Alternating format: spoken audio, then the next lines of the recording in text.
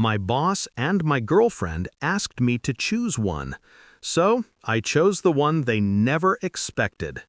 The message came at 2:17 a.m., a vibration against my nightstand, a sound too quiet for emergencies, too deliberate for accidents. I opened my eyes to the glow, a picture, blurry, dim, but unmistakable. My girlfriend, Emily. Her hair spread across a hotel pillow, and beside her, the shadow of a man leaning in, half his face visible, jawline sharp, skin familiar. My boss, Carl. The caption under the image was short: "You need to choose, her or your career, tomorrow." I stared at the screen, pulse steady, too steady. Shock didn't hit me, pain didn't hit me. Just silence. A cold, surgical silence.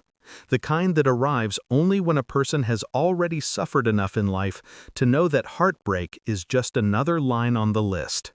I sat up slowly, the darkness folding around me like a cocoon. Outside my window, the city hummed faintly. My hands didn't shake. My breathing never changed. Only my chest tightened. Once, like the tightening of a fist around a blade. Then it loosened. I replayed the image, zoomed, analyzed. His watch, her necklace, the hotel's wallpaper, all the tiny details people forget when they lie. I whispered into the empty room, "Choose, huh?" A bitter smile pulled at my lips. They thought they were cornering me, pressuring me, breaking me. They had no idea. I wasn't the one trapped, they were, and tomorrow they'd learn that the hard way. The morning felt too quiet. Emily was already at work when I arrived home the previous evening, claiming extra hours. I didn't question it then. I didn't question much these days, until last night. I replayed the last month in my mind with surgical precision. The late excuses, the hushed phone calls, the sudden change in perfume. The way Carl, my boss, had begun giving me colder glances in meetings, as if he knew something I didn't. It wasn't just infidelity. It was something calculated, something arranged. A partnership built not from desire, but from advantage. Emily was ambitious. Carl was powerful. And I was the fool perfectly positioned between them, a stepping stone. The realization hit like a silent earthquake. No crumble, no collapse, just a shift.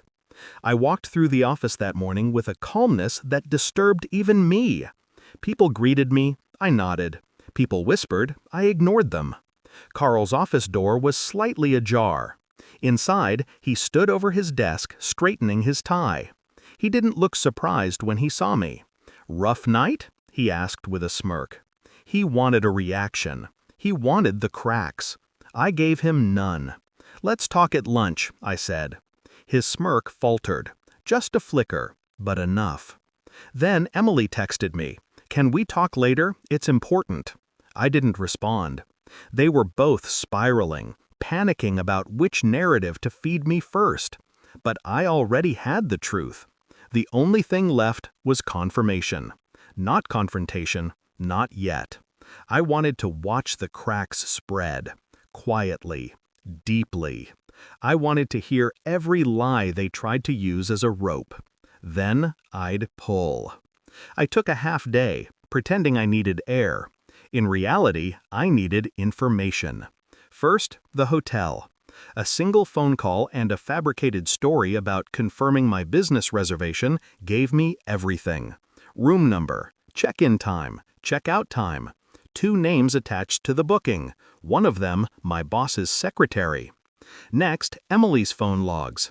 She'd once synced her data to my laptop, forgot to remove access. I opened the backup folder. Call history, texts, pictures, and, hidden beneath a folder named Work Receipts, screenshots. Screenshots of her conversations with Carl, flirtation, plans, promises, and strategies. They discussed my promotion, how it was supposed to go to me, how Carl decided to put it on hold, how Emily said he'll be angry, maybe vulnerable. Vulnerable enough for what? I didn't have to wonder long. Another message appeared. If he breaks, I'll comfort him. He'll do anything I say. I sat back slowly, the words echoing in my skull. They weren't just together. They were using me, breaking me deliberately, testing my limits to push me into a position they could exploit. A controlled collapse. But they miscalculated. I don't collapse. I adapt. By noon, I already knew everything I needed. I printed out the logs, all of them, placed them neatly inside an envelope. Not to confront them, not yet. I wanted the truth to sink in where it hurt most, quietly, privately. People like them feared silence more than screaming. As I left the print shop, my phone buzzed. Emily again. We need to talk. At my place. Tonight. And Carl, lunch, my office. Don't be late. They were synchronized, almost rehearsed, like two actors reading from the same script, unaware the director had already rewritten the ending. My ending. I walked back toward the office, envelope tucked beneath my arm. One thought replayed in my mind. You wanted me to choose. I laughed. Under my breath. You're not going to like my answer. Carl sat behind his desk when I entered his office. The blinds were half closed, the room dim, the perfect setting for a lie. He gestured toward the chair in front of him. Sit, he said. I didn't. He sighed, leaning back. I'm sure you're confused. Hurt. His voice was smooth, rehearsed.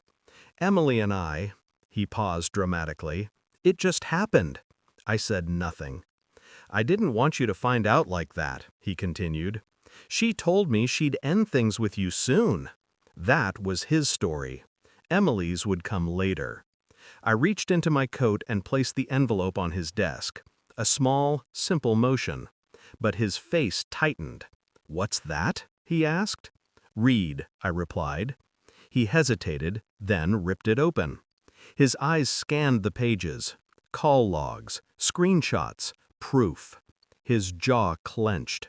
Shoulders stiffened. He looked up sharply. You went through her phone? I went through what was already mine, I answered coldly. She synced it to my laptop months ago. His face paled. For the first time he realized I wasn't the fool he'd imagined. This doesn't prove anything, he said, voice cracking. It proves enough. Silence. Heavy. Cold. He swallowed hard, trying to regain control. Look, he whispered. Emily, she cares for you, but she wants stability. I can offer that. You can't. That was his truth. Raw. Ugly. But I didn't flinch. I simply leaned forward. Keep the envelope, I said. You'll need it. He stared at me, confused. Then the door opened behind me. Emily. Eyes wide, breathing quick, scanning both of us. Carl hid the papers instinctively. Too late. I turned to her slowly. Your turn, I whispered. Emily's face drained of color when she saw Carl holding the papers. She knew. She knew exactly what they contained. What is that? She stammered. Carl tried to hide them. Failed. I stepped aside, letting the space between them fill with tension thick enough to suffocate. Emily's voice cracked. You weren't. Carl cut her off sharply. You told me you deleted everything. And there it was. Not guilt, not apology, just panic. I let them unravel in front of me, every lie spilling out, every secret exposed, every delusion collapsing. They argued like criminals caught in headlights. You promised. You said he'd break. You said he was weak. You said... I stood still, silent, detached, exactly as they feared. Emily finally turned toward me, tears welling. It's not what you think, she said. It's exactly what I think, I replied. Her lips trembled. Then, who do you choose? She whispered. Her or him. That was their ultimatum, their trap, their arrogance. I stepped between them, my expression cold enough to frost glass. I said, slowly, the one who wasn't in the room. They stared at me, confused. Then realization hit. I pulled out my resignation letter, signed, dated, effective immediately. Carl stumbled back. You're quitting? I nodded once. Then looked at Emily. And you? We're done.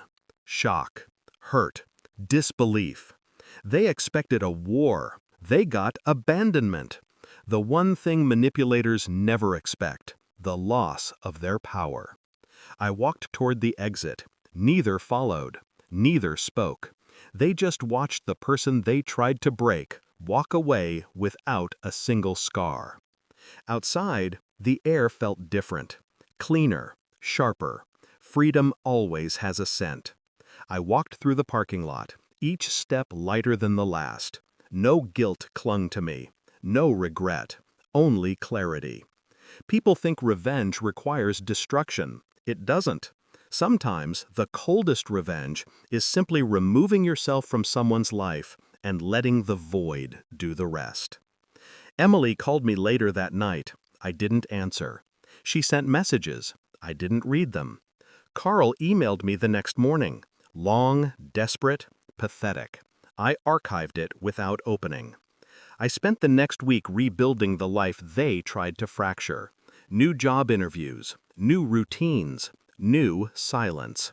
And then, something unexpected. A message. Not from Emily, not from Carl, from someone else entirely. A woman I'd met once at a coffee shop. Lena. We talked for hours, her voice soft but steady, her presence warm without intruding. She listened. She didn't pry. She didn't take. She simply existed, honestly. It felt strange, the idea of something new forming in the ashes of something rotten. But I didn't run. I didn't fear. Because unlike Emily and Carl, Lena didn't want to break me. She wanted to understand me. And when she finally took my hand across the table days later, something inside me healed. Quietly, silently, completely. The story ends not with fire, not with violence, but with a truth stronger than revenge. When you walk away from people who never deserved you, you don't lose anything. They do. And my last thought as I met Lena's eyes was simple. I chose the one they never expected. Myself. How could you do this?